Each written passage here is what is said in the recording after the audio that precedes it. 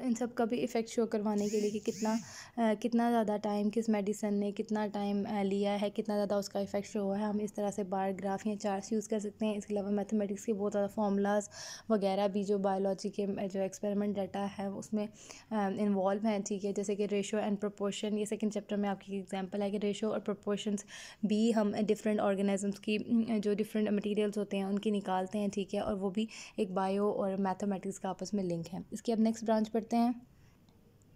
Next branch है हमारे पास जो लिंक है हमारे पास वो है बायो जियोग्राफी।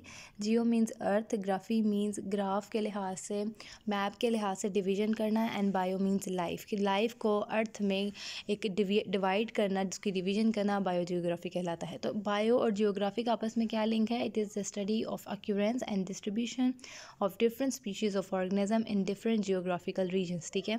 कि कौन से इलाके में किस तरह के जानवर, किस तरह की स्पीशीज़ पाई जा रही हैं, ठीक है, और किस तरह से वो डिवाइड हैं, किन खसूसियात की बेस पर, इसको हम कहते हैं bio geography. Bio means living organism. जैसे कि किसी एनिमल्स की आप लोग एग्जांपल ले सकते हैं कि इस तरह का एनिमल है, ठीक है, इसमें ये वाली प्रॉपर्टीज़ हैं, ठीक है, और ये इस तरह के एनवायरनमेंट में रहता है, ठीक है। जैसे कि जो एक कैमल होता है, ठीक है, वो अक्सर डेजर्ट्स में पाया जाता है, हम उसको डेजर्ट्स में यूज़ करते हैं, ठीक है। लेकिन उसमें क्या होता है कि डेजर्ट्स में जो पानी अवेलेबल नहीं होता है इतनी आसानी से, तो उसमें एक स्टोरिंग पावर होती है, ठीक है, वो पानी को स्टोर कर सकता है, ठीक है। तो ये भी एक डिस्ट्रीब्यूशन की एग्जांपल होगी। दूसरा भी यहाँ पे एक एग्जांपल दी हुई है, polar bears have fat layers and fur because they are inhabitants of colder regions. ये जो पोलर बियर्स होते हैं, बर्फ़ानी रीछ जिनको कहते हैं, ठीक है, उनकी जो बाहर वाली लेयर होती है वो बहुत मोटी होती है, ठीक है, वो फ़ैट से बनी हुई होती है, ठीक है। और उसमें बहुत उनकी जो फर होती है वो भी काफ़ी थिक होती है, ठीक है। वो क्यों होती है? क्योंकि वो कोल्डन रीजन्स में रहते हैं, ठीक है।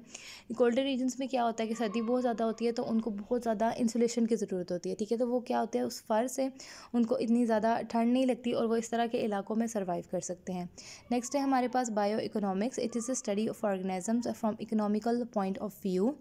इसमें है एग्जांपल कि किस तरह से हम बायो को इकोनॉमिक्स से लिंक करते हैं, किस तरह से हम मुआशियात को अपनी लिविंग ऑर्गेनिज्म से लिंक करते हैं। जैसे कि इसमें है cost and profit value of yield of wheat can be calculated through bio economics, कि जो वीट है उसकी पैदावार की कॉस्ट और उसकी जो नफ़ा हमें हो रहा है, ठीक है, उसकी हम कैलकुलेशन बायो इकोनॉमिक्स से कर सकते हैं।